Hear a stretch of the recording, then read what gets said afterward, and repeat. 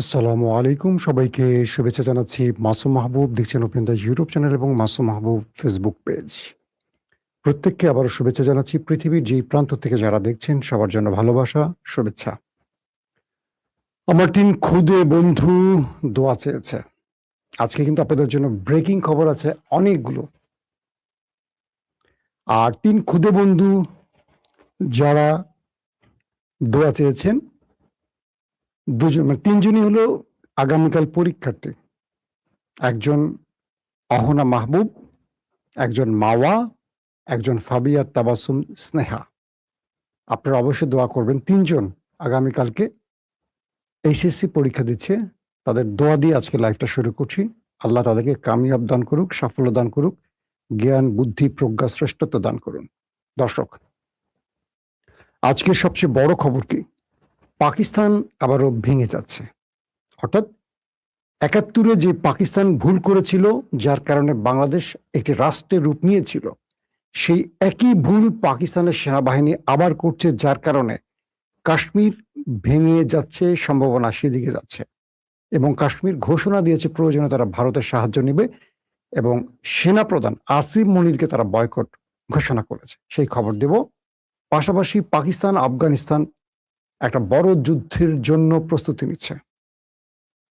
আর আজকে সবচেয়ে বেস্ট যে খবরটির জন্য আপনারা বসে আছেন সেটি হলো ইসরায়েলকে চারদিক থেকে ঘিরে ফেলছে তুরস্ক।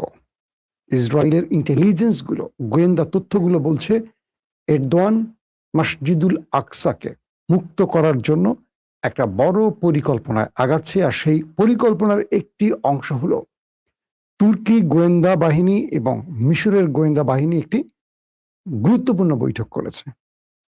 চলুন, পাশাপাশি ইরান আমেরিকার শান্তি চুক্তি নিয়ে কাতারের বৈঠক শুরু হয়ে গেছে আল জাজিরার তথ্য মতে। চলুন, খবরগুলো একটা একটা করে দেওয়ার চেষ্টা করছি।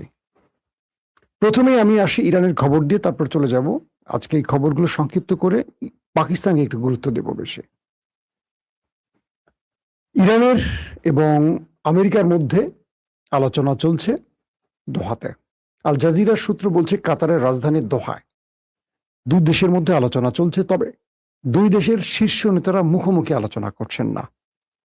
আমেরিকা তার দুজন গুরুত্বপূর্ণ ব্যক্তিকে, জয়ার্ড কুশনার এবং উইটকফ, তাদের দুজনকে কাতার পাঠিয়েছিল।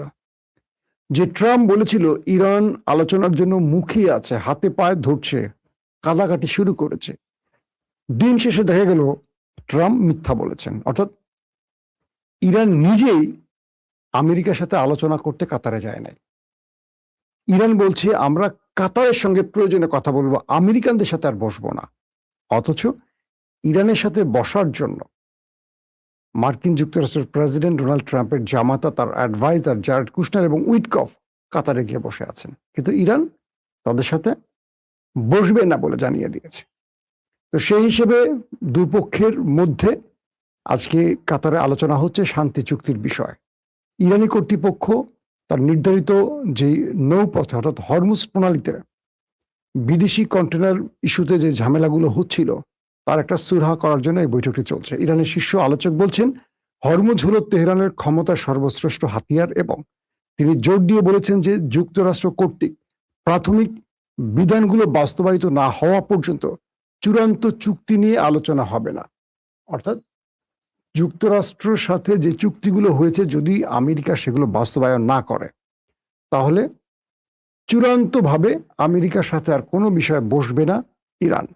পাশাপাশি ইসরায়েলের জ্বালানি ও অবকাঠামো মন্ত্রী এলি কোহেন বলেছেন গাজা উপত্যকার উপর ইসরায়েলি নিয়ন্ত্রণ কেবল বাড়তেই থাকবে যতক্ষণ না শতভাগে পৌঁছায়। মানে গাজাকে পুরোপুরি দখল করার জন্য ইসরায়েল এখন মাঠে নেমেছে, আর সেই গাজাকে মুক্ত করার জন্য বিগ প্ল্যানে নেমেছে তুরস্ক। দর্শক, আমরা চলে যাচ্ছি এবার দ্বিতীয় গুরুত্বপূর্ণ খবরটিতে। দ্বিতীয় গুরুত্বপূর্ণ খবরটি হলো ইসরায়েলকে চারদিক থেকে ঘিরে ফেলছে তুরস্ক। এটি নেতানিয়াহু এবং নেতানিয়াহু ক্যাবিনেটের মন্ত্রীদের বক্তব্য। সাম্প্রতিক ইসরায়েলের বেশ কয়েকটি গণমাধ্যম বলছে যে তুরস্ক তার যে পরিকল্পনা দেখছে সেটা হলো ইসরায়েলকে চারদিক থেকে ঘিরে ফেলা। কিরকম? তুরস্ক একসময় ইসরায়েল বলেন, ফিলিস্তিন বলেন, এটার মূল মালিক ছিল ওসমানীরা। এরপরে ওসমানীদের পতন হয়, অনেকগুলো রাষ্ট্রের জন্ম হয়, জর্দান হয়, মিশর হয়, ফিলিস্তিন হয়, আরবের গালফের প্রচুর যে দেশগুলো আছে সবগুলি একসময় ওসমানীর ছিল। সাম্প্রতিক সময় তুরস্ক এবং এরদোয়ান এবং নেতানিয়াহুর মধ্যে খুব হট বাতচিত হয়, দুই পক্ষকে নিয়ে অনেক কথা হয়। নেতানিয়াহু তার গ্রেটার ইসরায়েল পরিকল্পনা পেশ করে, আর এরদোয়ান মসজিদুল আকসা বা বাইতুল মুকাদ্দাস মুক্তির ঘোষণা দিচ্ছিলেন বারবার, বা ফিলিস্তিনকে মুক্তির ঘোষণা দিচ্ছিলেন বারবার। এখন কি দাঁড়িয়েছে? ফিলিস্তিনকে মুক্ত করতে হলে তুরস্ককে প্রতিবেশী একটি দেশ লাগবে। আমি আপনাদেরকে বিগত ফিলিস্তিন যুদ্ধের সময় খবরগুলো বারবার দিতাম, মনে আছে আপনাদের?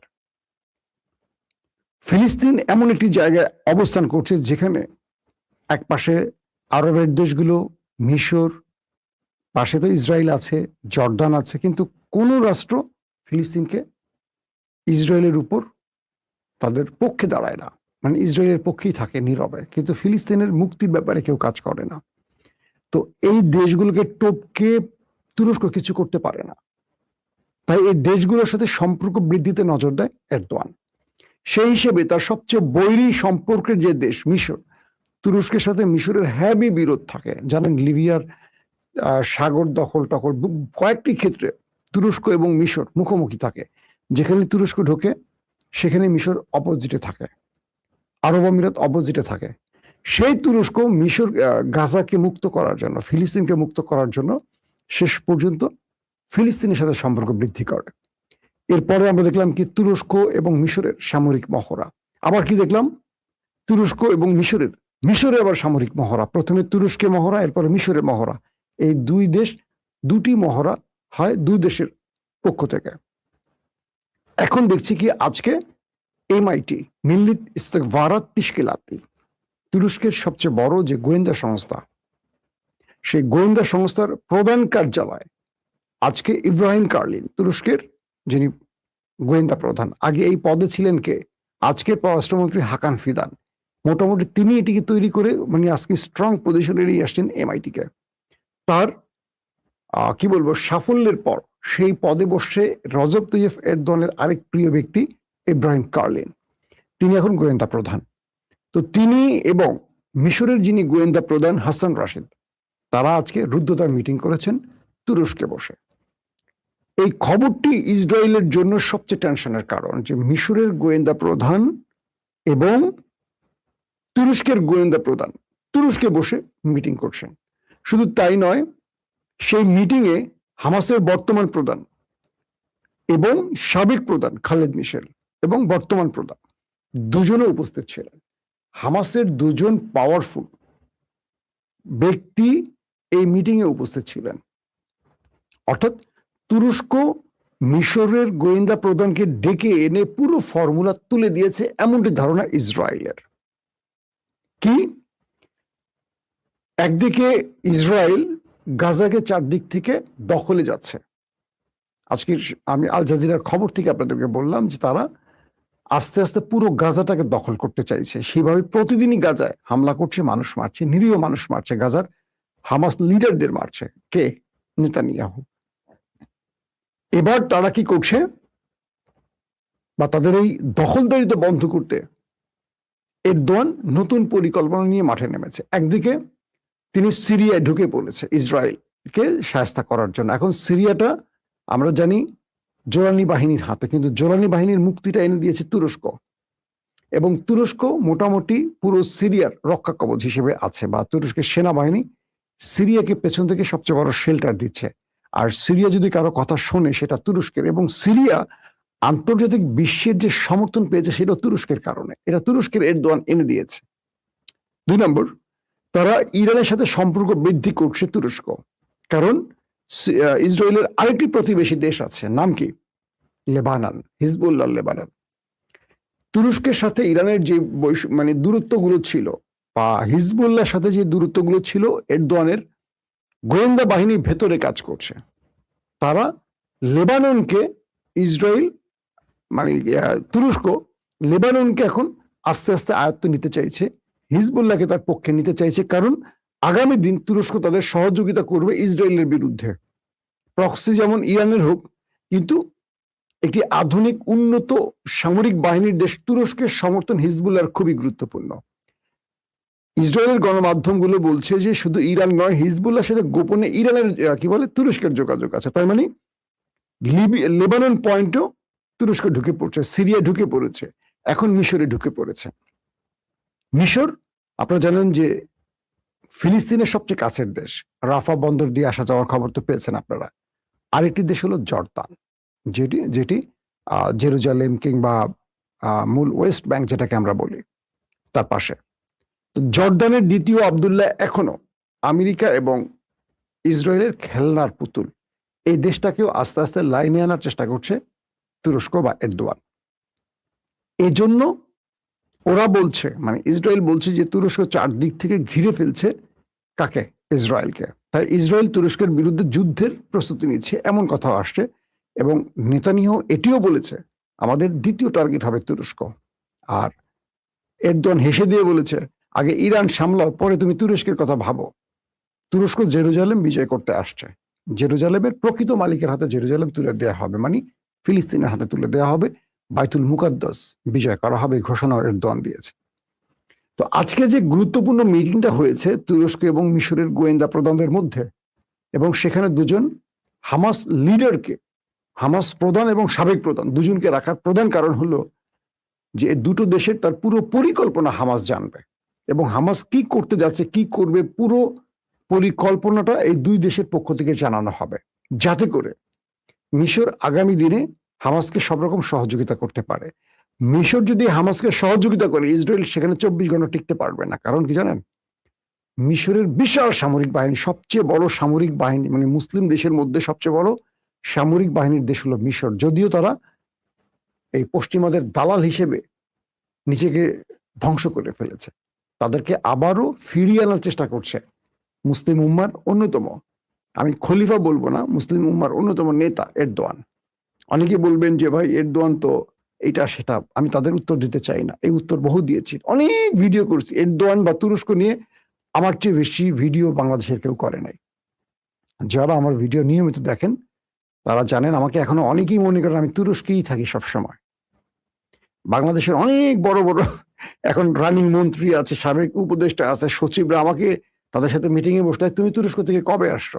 এই তো সাম্প্রতিক আমার এক পুলিশের ভাই, কাউসার ভাই, আপনাকে সালাম, তিনি পুলিশের এসপি পদে আছেন, তো আমাকে বললেন যে আপনি তো তুরস্কে থাকেন না। মানে সে আমাকে এখনো তুরস্কের ভাবে, কারণ এত পরিমাণ তুরস্কের সংবাদ আমি দিয়েছি। তো সেই তুরস্কের কথা বলছি যে এখন ফিলিস্তিনকে যে কোনো ভাবে মুক্ত করার জন্য এরদোয়ান একটা বিগ প্ল্যানে নেমেছে। দর্শক, এই খবরটি নিয়ে আমি কালকে আরো অনেক আলোচনা করব, কারণ আমার কাছে পাকিস্তান একটা গুরুত্বপূর্ণ ইস্যু আছে। একদিকে পাকিস্তানের ভেতরে বেলুচিস্তানে বড় রকম আক্রমণ চালিয়েছে আফগান। কালকে আফগানিস্তানে পাকিস্তান অ্যাটাক চালিয়েছে যুদ্ধ বিমান দিয়ে, কয়েকটি অ্যাটাক চালানোর কারণে অনেক সাধারণ মানুষ প্রাণ হারিয়েছে। আজকে প্রতিশোধ হিসেবে চলে এসছে কে? আফগান বেলুচিস্তানে তারা ড্রোন অ্যাটাক চালিয়েছে। পাকিস্তান দাবি করছে তারা 4টি ড্রোনকে ভূপাতিত করেছে, এবং আফগানিস্তানে বড় রকম একটা স্ট্রাইক চালাতে যাচ্ছে আবার পাকিস্তান। তার মানে কি দুই দেশের মধ্যে একটা বড় যুদ্ধের সংখ্যা বেজে গেছে। মাঝখানে গত অক্টোবর পর্যন্ত লড়াই, তারপর কাতারে তুরস্কে কয়েক দফা মিটিং হয়, কিন্তু আবারও ভারতের প্রেসক্রিপশনে, এটা ভারতের বিষয়টি পাকিস্তান বলছে যে দিল্লির প্রেসক্রিপশনে আবারও পাকিস্তানের সীমান্ত উত্তপ্ত করছে আফগানিস্তান, এটা পাকিস্তান দাবি করছে। কিন্তু সবচেয়ে বড় ডেঞ্জারাস খবরটা কি জানেন? সবচেয়ে বড় বিপজ্জনক খবরটি হলো কাশ্মীর। এবার কাশ্মীর পাকিস্তান থেকে বেরিয়ে যাওয়ার ঘোষণা দিয়েছে। এর প্রধান কারণ হলো শাহবাজ শরীফ সরকার এবং আসিফ মনির সরকার পুরো পাকিস্তানের মধ্যে মানুষের বাক স্বাধীনতা হরণ করে দিয়ে পুরো বিরোধী দলকে নিষ্পেষণের চরম মাত্রায় নিয়ে গেছে। ইমরানকে বিনা অপরাধে আজকে কতটা বছর জেলে রেখেছে, তার চোখ অন্ধ হয়ে গেছে একটা প্রায়, আরেকটা কোন রকম চলছে। তাকে স্লো পয়জনি করে হত্যার একদম চূড়ান্ত পর্যায়ে নিয়ে গেছে। তার স্ত্রীকে জেলে আটকে রাখা হয়েছে বিনা অপরাধে। পৃথিবীতে কোনো সভ্য সমাজে এইরকম আমার মনে হয় না। এটা কেবল শেখ হাসিনা করেছিল বেগম জিয়াকে জেলে রেখে এবং মতিউর রহমান নিজামীকে বিনা অপরাধে ফাঁসি দিয়ে। দ্বিতীয় ফ্যাসিস্ট হিসাবে আমরা পাকিস্তানকে দেখতে পাচ্ছি। সেই পাকিস্তান এবার কাশ্মীর সংকটে আটকে গেছে বড় জালে। কাশ্মীরের রাওলাকোট ঈদগাহ মাঠে হাজার হাজার মানুষ এক হয়েছে। তারা বলছে এই জালিম পাকিস্তানি শাসনের বিরুদ্ধে আমাদের বিক্ষোভ, প্রয়োজনে আমরা পাকিস্তান থেকে বেরিয়ে ভারতের সাথে যুক্ত হব, প্রয়োজনে আমরা সামরিক বাহিনীর বিরুদ্ধে লড়াই শুরু করব। এটা খুব বিপজ্জনক শব্দ। যে পাকিস্তান বা কাশ্মীর, আজাদ কাশ্মীর বা মুজফফরাবাদ, যে অঞ্চলগুলোর কথা আমরা জানি, যারা পাকিস্তান শাসনকে খুব ভালোভাবে মেনে নিয়েছিল এবং ইমরান খান এদেরকে এত স্বাধীনতা দিয়েছিল, এবং এই কাশ্মীর ইমরানের আমলে গিলগিট বালুচিস্তান, খাইবার পাখতুনখোয়া, আজাদ কাশ্মীর, এরা কি বলে পাঞ্জাব, প্রত্যেকটি কিন্তু পিটিয়ে বিজয় লাভ করেছিল। সেই ইমরানকে বিনা অপরাধে জেলে ঢুকিয়ে জনগণকে বন্দুকের নল দিয়ে থামাতে গিয়ে পুরো পাকিস্তান এখন উত্তপ্ত হয়ে উঠছে। একদিকে আফগান সীমান্ত উত্তপ্ত, এটা কিন্তু ইমরান খানের আমলে ছিল না। একদিকে খাইবার পাখতুনখোয়ায় প্রতিদিন অ্যাটাক হচ্ছে, গুপ্ত অ্যাটাক, আত্মঘাতী অ্যাটাক চলছে, মানুষ হত্যার মহড়া। এবার কাশ্মীরে আপনারা জানেন যে মাসখানিক আগে কাশ্মীরে এই নিরাপত্তা বাহিনী প্রচুর মানুষকে মেরেছে প্রকাশ্যে গুলি করে, এবং তারা খাদ্য সংকট তৈরি করেছে। মানে যাতে পাকিস্তান থেকে আজাদ কাশ্মীরে খাদ্য না যায় সেখানে পর্যন্ত তারা মানে স্ট্রাইক তৈরি করছে এই পাকিস্তানের শাসকরা। এবার সর্দার আমান খান, কাশ্মীরের যিনি এখন প্রধান নেতা, তার নেতৃত্বে হাজারো কাশ্মীরিরা এক হয়ে গেছে। তারা মুজফফরাবাদ সহ পুরো কাশ্মীরের স্বায়ত্তশাসন দাবি করছে, এবং তারা বলছে আমরা পাকিস্তানের সঙ্গে আর থাকবো না। অর্থাৎ বাংলাদেশের উপর ৭১-এ বা তার আগের থেকে যে বৈষম্য করেছিল এই ইয়াহিয়া আইয়ুবরা, তার ফলশ্রুতিতে বাংলাদেশ স্বাধীন হয়। এবার সেই শাসন ব্যবস্থা, মানে সেই ইয়াহিয়ার প্রেতাত্মারা, সেই আইয়ুব খানের প্রেতাত্মারা আসিম মনিরের ঘাড়ে ভর করেছে। পুতুল নওয়াজ শরীফের ভাই শাহবাজ শরীফ শুধু পুতুল প্রধানমন্ত্রী, কিন্তু পুরো দেশ চালাচ্ছে কে? মিস্টার আসিম মনির।